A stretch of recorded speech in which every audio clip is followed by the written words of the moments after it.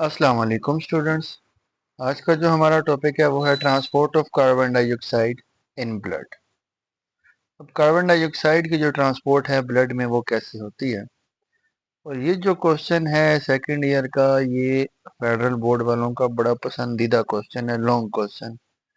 कि ये अभी 2025 के पेपर में भी आया हुआ था एनुअल में, और 24 के एनुअल पेपर में भी ये लॉन्ग क्वेश्चन आया हुआ था, transport of carbon dioxide in blood.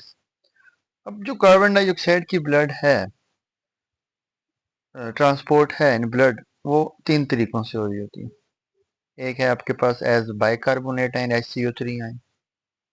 ठीक है, अब इससे MCQs आ जाता है कि बाइकार्बोनेट आयन कितने परसेंट इस फॉर्म में हो रही है, तो वो है 70%। सेकंड आपके पास आता है एज कार्बामाइनो हीमोग्लोबिन, इसको कार्बोक्सी हीमोग्लोबिन भी बोलते हैं, तो ये 23% है, इस फॉर्म में भी हो रही होती है। थर्ड है डिजोल्व इन प्लाज्मा, वो है 7%। ये तीनों MCQs में बातें पूछी जाती हैं आपके मेडिकल टेस्ट में, MD कैट में, और ये फेडरल बोर्ड में भी ये लॉन्ग आ जाते हैं। अब बात स्टार्ट की जाए कि कार्बन डाइऑक्साइड ये जो बाइकार्बोनेट की फॉर्म में है ये कैसे ट्रांसपोर्ट होती है। बाइकार्बोनेट की फॉर्म में ऐसे ट्रांसपोर्ट होती है कि आपका जो पार्शियल प्रेशर है कार्बन डाइऑक्साइड का टिश्यू में, जब वहां पे कार्बन डाइऑक्साइड बन जाती है, क्रैब आपके पास कैल्विन सॉरी क्रेब साइकिल हुई, क्रेब साइकिल से जब कार्बन डाइऑक्साइड बनती है तो सेल्स में कार्बन डाइऑक्साइड का प्रेशर ज़्यादा हो जाता है। वो होता है 45 mm of Hg। ये टिश्यू की बात हो रही है।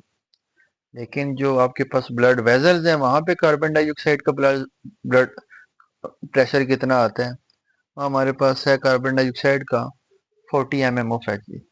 अब फर्क आ रहा है, होता क्या है कि ये जो कार्बन डाइऑक्साइड है फ्रॉम टिश्यू, फ्रॉम सेल, ये वहाँ से डिफ्यूज करके ये आ जाता है हमारे पास ब्लड वेजल में। ब्लड वेजल का कितना था partial pressure of carbon dioxide, वो है 40, और टिश्यू में कितना है, वो है 45। तो वो डिफ्यूज करके कार्बन डाइऑक्साइड हमारे पास कहाँ आ जाते हैं, ब्लड वेजल में आ जाते हैं। अब जो कार्बन डाइऑक्साइड ब्लड में आता है वहां से ये रेड ब्लड सेल में एंटर हो जाते हैं। अब जब ये रेड ब्लड सेल की पिक्चर है, जब रेड ब्लड सेल में कार्बन डाइऑक्साइड एंटर होता है वहां पड़ा हुआ वाटर मालिक्यूल, ये वाटर मालिक्यूल और ये कार्बन डाइऑक्साइड, ये दोनों मिल जाते हैं और बन जाते हैं कार्बोनिक एसिड बन जाते हैं। एक एंजाइम है कार्बोनिक एनहाइड्रेस, ये जो कार्बोनिक एनहाइड्रेस है ये वर्ल्ड फास्टेस्ट एंजाइम है। ये 1 सेकंड में हमारे पास देता है 6 लाख मॉलिक्यूल्स, 1 सेकंड में, इतना तेज है। एंजाइम वैसे ही सारे तेज होते हैं, और ये वाला एंजाइम सबसे तेज है। एंजाइम्स में सबसे ज़्यादा तेज जो है वो है कार्बोनिक एनहाइड्रेस। ठीक है, अब अगर ये स्टेप अगर इस कार्बोनिक एनहाइड्रेस के अलावा होता तो इसको 10 मिलियन टाइम्स स्लोअर होता है ये। अब कार्बोनिक एनहाइड्रेस ने क्या किया, इसको 10 मिलियन टाइम फास्टर कर दिया। वो क्या कि वाटर मॉलिक्यूल कार्बन डाइऑक्साइड से मिला तो हमारे पास ये कार्बोनिक एसिड बना। अब केमिस्ट्री में आपने एक चीज़ पढ़ी होगी कि एसिड क्या होता है, एसिड वो होता है जो सॉल्यूशन में H आयन देता है। अब जब कार्बोनिक एसिड से H निकालो पीछे क्या रह गया, एक H, और साथ में CO3, HCO3 जिसे बाइकार्बोनेट भी बोलते हैं।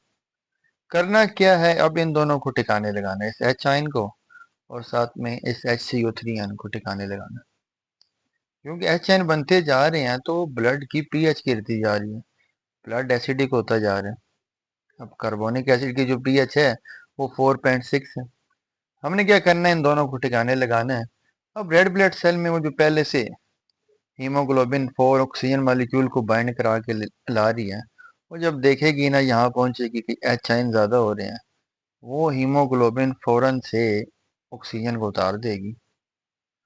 हीमोग्लोबिन ने फौरन से जब ऑक्सीजन उतारे तो ये जो हाइड्रोजन मॉलिक्यूल है, सॉरी हाइड्रोजन आयन है, ये हीमोग्लोबिन के साथ मिलके हीमोग्लोबिनिक एसिड बन जाते हैं। ठीक है, उसको ब्लड को एसिडिक होने से बचा लिया, उसकी पीएच गिरने से बचा लिया। ये 7.4 इसकी हीमोग्लोबिनिक एसिड की पीएच होती है, उसको वहां पे रोक लेते। चलो एक चीज तो आपने ठिकाने लगा दी, इस H आयन को ठिकाने लगा दिया।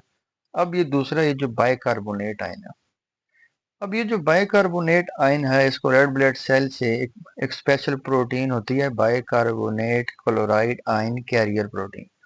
ये क्या करती है, रेड ब्लड सेल से इस बाइकार्बोनेट आयन को बाहर निकालेगी। अब जब ये बाहर निकल गया तो नेगेटिव चार्ज का फर्क आ जाता है। उस नेगेटिव चार्ज को बैलेंस करने के लिए सेम इसी वक्त जब ये SiO3 बाहर निकलता है माइनस, सेम उसी वक्त chloride ion red blood cell के अंदर चला जाता है। इस चीज को बोलते हैं क्लोराइड शिफ्ट या हमबर्गर फेनोमेना भी बोलते हैं। ये लॉन्ग आए ना आए, ये शॉर्ट लाजमी आ जाता है, आपके टेस्ट वगैरह में भी आपको मिला करेगा। ये बोर्ड के शॉर्ट क्वेश्चन में, पसंदीदा शॉर्ट क्वेश्चन में ये भी है, हमबर्गर फिनोमेना और क्लोराइड शिफ्ट। और क्लोराइड शिफ्ट क्या है कि रेड ब्लड सेल की सरफेस पे एक स्पेशल प्रोटीन है जिसका काम है बाइकार्बोनेट को बाहर भेजना और Cl को अंदर भेजना। ठीक हो गया। अब ये जो Cl है अंदर K से मिलता है, KCl बन जाता है। और ये जो SiO3 निकला बाहर प्लाज्मा में, सोडियम आइंस पड़े हुए होते हैं, उनके साथ मिलके ये बन जाते हैं सोडियम बाइकार्बोनेट। अब इस तरीके से ना ब्लड की पीएच मेंटेन होगी। और ब्लड की पीएच कितनी है, वो है 7.4 है। ये भी आपके पास MCQs आ जाते हैं कि ब्लड की पीएच कितनी है। ये 7.4 आपने इस तरीके से मेंटेन रखी।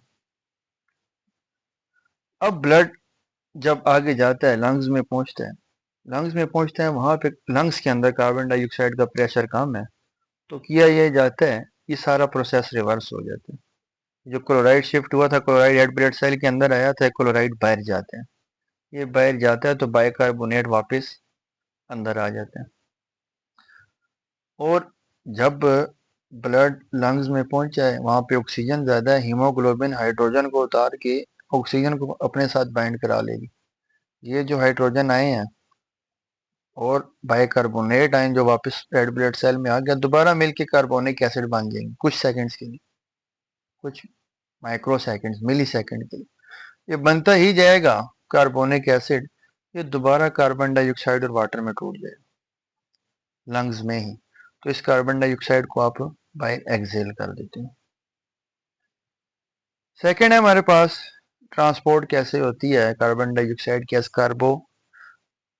कार्ब अमीनो हीमोग्लोबिन या कार्बोक्सी हीमोग्लोबिन की फॉर्म में।